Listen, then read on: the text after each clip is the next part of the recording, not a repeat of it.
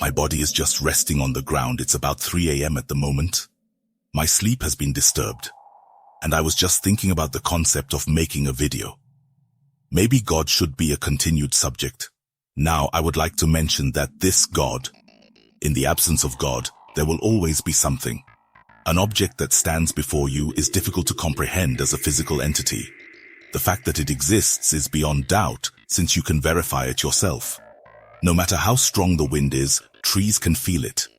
They cannot see it, but they can feel it. I think we're all in agreement on that, don't we?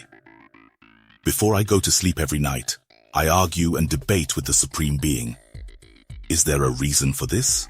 It does not respond to me, so I cannot communicate with it. When I want to believe that God exists and then he doesn't, I sometimes wonder if it's all in my head. Could you please let me know what you think? I'm not sure why I felt this crazy emotion. Wouldn't it make sense for many of us to have a better dimension? Those who believe in reality, whatever it may be, differ from those who do not. It isn't about whether people should be allowed to believe what they want to believe, but rather about whether they should be allowed to.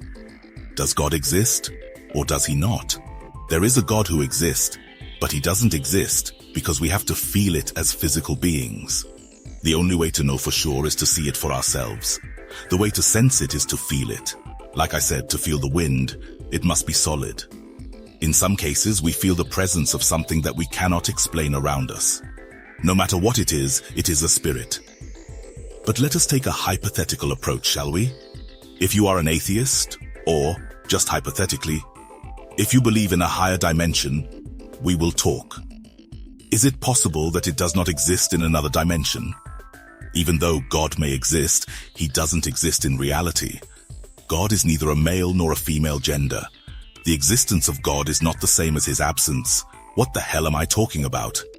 Please take another look at it. I want you to think about what I'm saying. A religious person can argue all they want about how God exists, saying, look at the universe, etc. But they cannot physically show God to you.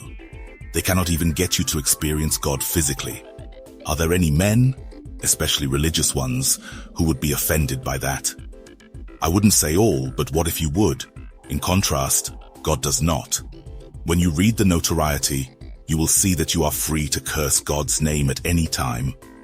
Is there only one thing you will not forgive if men harm each other, or do you curse everything that fights them? The harm we do to each other cannot be forgiven. But again, if God exists, then he also does not exist. You can't argue with God since God exists and God doesn't exist. God exists, but it doesn't exist for us since it doesn't exist in both realms. What does God do? Whether he exists or not, he exists. I'm done talking to you now. As we journey through life, we are led to contemplate life's riddles. What is the best way to strike a balance between giving and receiving? Get involved by sharing your thoughts using our hashtags.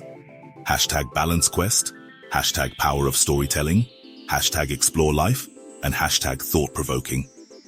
The closing statement shall be made by Gino DiCaprio. This has been over 3 minutes. My pleasure has been to journey with you on this fascinating journey of balance. Without your involvement, we couldn't tell our story. Live a life of balance by embracing opposites. Despite life's complexity, balance is the key to understanding ourselves and the world around us. Together, let's continue to seek answers, support each other, and celebrate life's complexities.